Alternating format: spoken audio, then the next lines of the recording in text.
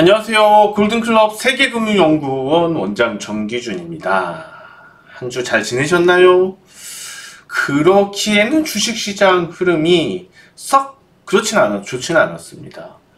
주식시장에서 무엇보다도 우리가 이번 주 들어서 좀 필요하다고 느끼는 건 살만한 종목들이 없었고, 오르는 종목들은 또 따라가면은 떨어지고 아주 피곤한 흐름이었어요.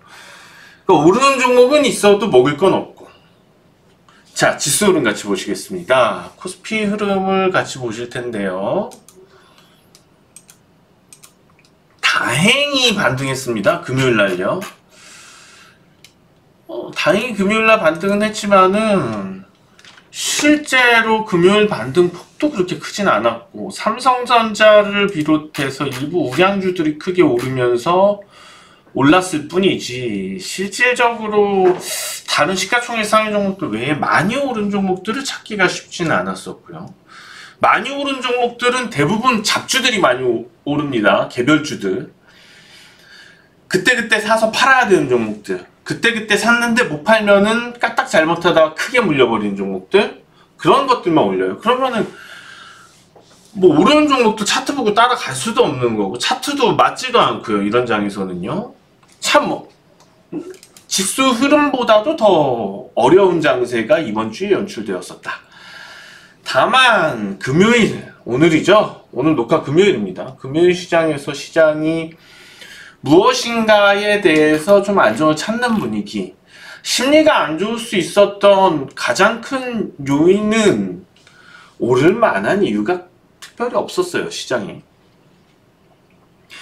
대신에 다음 주 FOMC하고 미국의 CPI, 소비자 물가지수 발표를 앞두고 좀 경계하는 움직임이죠.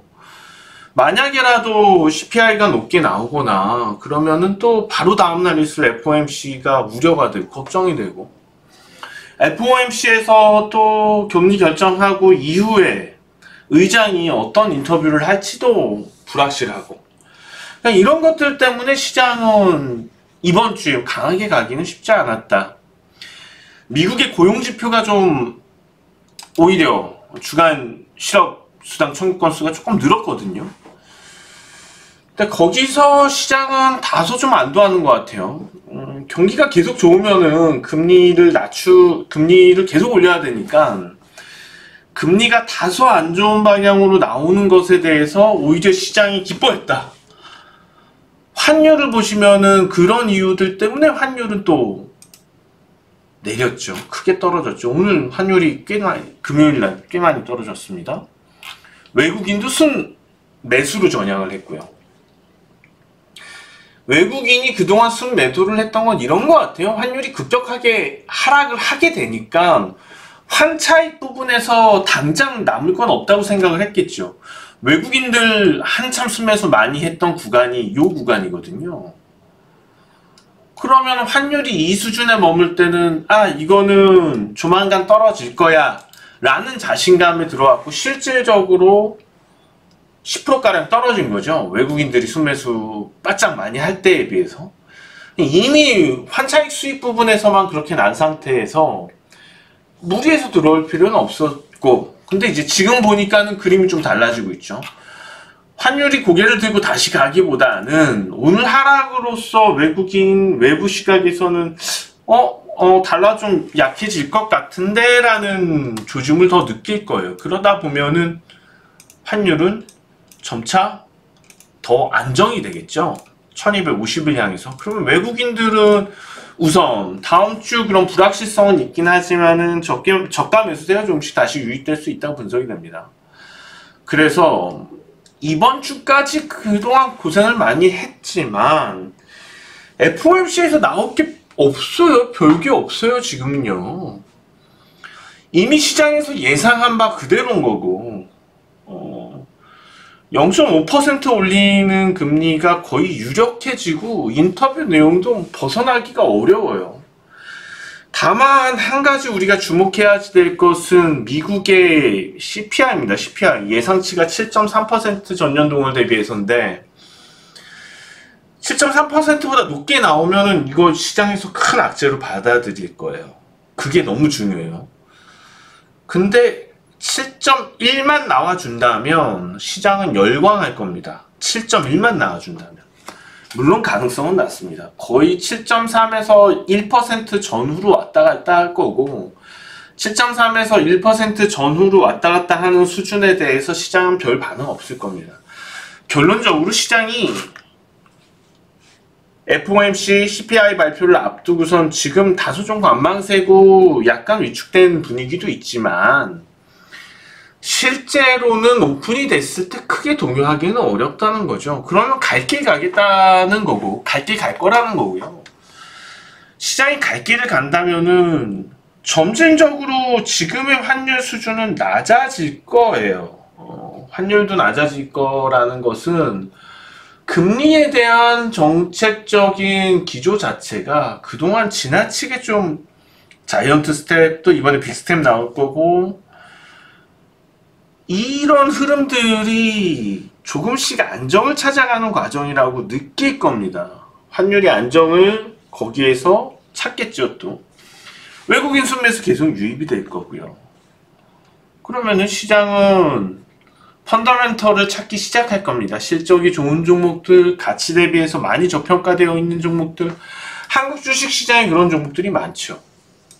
그리고 최근에 특이한 동향이라면은 중국 증시를 볼 수 있을 것 같아요. 중국 증시는 이제 리오프닝이죠. 코로나에 대해서 코로나 정책 완화가 시행이 되고, 거기에 대해서 시장은 2차 랠리를 또 펼쳐갈 겁니다. 그러면 자연스럽게 그동안 묶여 있었던 성장성들이 나스닥 쪽에서 또 이쪽으로 중하권으로 넘어오는 부분도 우리는 좀 기대할 수 있을 것 같아요. 그렇다면 한국 주식시장이 불리할 건 없거든요. 그래서 지금까지 우리가 주식시장에서 이번 주는 단기적으로 불리할 수밖에 없었던 상황이라고 분석이 되고요. 오히려 다음 주부터는 시장이 본격적으로 다시 랠리를 찾아갈 가능성이 높다는 겁니다. 다만 FOMC에 대한 전후한 부분에서의 우려들은 리스크로 존재합니다. 그런 부분들만 좀 더 염두에 두면 될 것 같은데, 이미 반영을 해준 상태이기 때문에 저는 여기서 가능성을 따졌을 때 큰 무리가 되기보다는 FOMC나 CPI가 예상하고 있던 그 정도 선에서 마무리가 될 거기 때문에 시장은 그 전부터 안정을 찾고 반등 시도를 할 거다.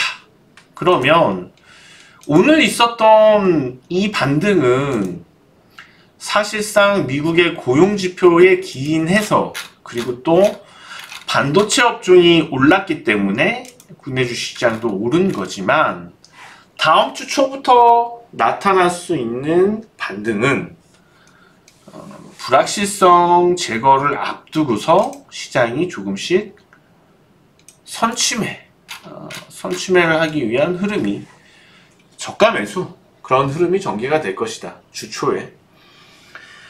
그리고 FOMC 불확실성이 지나가는 목요일 시장부터는 좀 더 탄력적으로 시장이 올라갈 가능성도 있습니다. 그래서 지금은 다음 주에 다소 좀 변동성은 있겠지만, 그럼에도 불구하고 시각을 좀 더 넓혀서 보면서 종목들을 저가 매수할 시기지 않을까. 아니면 오늘 일부 힌트가 나온 종목들에 대해서도 접근을 할 필요가 있지 않을까 생각이 듭니다. 오늘 어떤 종목들이 힌트가 나왔냐 하면은요, 다음 랠리에서 시장은 이런 쪽으로 보내주겠다라는 신호를 카카오나 네이버, 그리고 엔터주들, 일부 엔터테인먼트 종목들, 하이브, 대표적으로 하이브를 볼 수가 있겠죠. 그 다음에 기획사, 제작사, 컨텐츠 제작사 관련주들도 흐름들이 있습니다. 컨텐츠 콘텐츠 제작사도 뭐 위즈웍 스튜디오부터 해서 여러 가지가 있죠. 그 다음에 또 사막 네트워크스도 있을 거고, 그리고 키다리 스튜디오도 있을 거고요. 이런 쪽의 흐름들이 계속 좀 보여주고 있어요. 저가권에서 큰 변동이 있으면서 거래량도 수반을 하잖아요. 어떻게 보면 시장의 수급이 조금 몰리게 되면 테마가 형성이 될 수도 있습니다. 이런 쪽으로 제작사 관련주들이요. 그래서 미리 좀 준비를 해둘 필요는 있지 않을까, 이런 종목들에 대해서 생각이 듭니다. 그래서 오늘은 좀 다음 랠리 때 올라갈 종목들에 대해서 시장이 미리 좀 힌트를 주었던 날로 보면 좋을 것 같고요. 그런 범위 내에서 카카오, 네이버, 아니면은 저런 컨텐츠, 뭐 게임주도 될 수도 있을 것 같고, 컨텐츠 제작사나 아니면은 연예 기획사, 그런 종목들에 관심이 좀 가네요. 수급도 있었던 것 같고. 자, 그러면은 다음 주에 유망한 종목, 접근해 볼 만한 종목, 월요일 좀 초반에 한번 접근해도 괜찮을 법한 종목, 이런 종목도 괜찮지 않을까 싶어요. 미래나노텍, 수산화 리튬, 리튬 관련주죠. 자회사가 리튬을 납품을 하고 있죠. 리튬이 최근 들어서 가격이 하락했고, 그 가격 하락하는 이유가 중국 관련돼서 좀 얘기가 나오고 있습니다. 중국에서의 과잉 생산이 있지 않을까. 근데 여전히 지금 많이 필요합니다. 전기차 수요가 폭발적으로 늘어나고 있는 지금 단계잖아요. 아마 대부분 새 차를 준비하는 사람들은 웬만하면 전기차를 생각을 하고 있습니다. 한국도 보조금이 있어야지 전기차를 생각했다가 이젠 보조금이 아니고 필요에 의해서 전기차를 생각을 하는 단계죠. 중국에서 생산을 하더라도 아직까지는 공급 우위의 시장입니다. 리튬요. 일시적으로 이런 얘기들이 나오면서 관련주도 주가가 떨어졌지만 리튬 가격은 다시 오를 수밖에 없는 환경이어서 오늘처럼 이렇게 많이 떨어졌을 때 혹시라도 주 초반에 좀 잡을 수 있다면, 주 초반에 잡아둔다면 주 중반을 거치면서 반등에 나가지 않을까, 이런 기대가 됩니다. 그래서 역으로 오히려 뭐 다음 주만 짧게 본다면 반등을 기대해서 미래나노텍 정도 뿐만 아니고 뭐 관련되어 있는 종목들 많이 있잖아요. 그런 종목들, 2차전지 관련주, 리튬 관련주 한번 주목을 해볼 필요가 있다. 다음 주만 뭐 저가 매수로 그렇게 보고 있습니다. 자, 오늘 여기서 종목까지 주간 추천 종목까지 소개를 해드렸고요.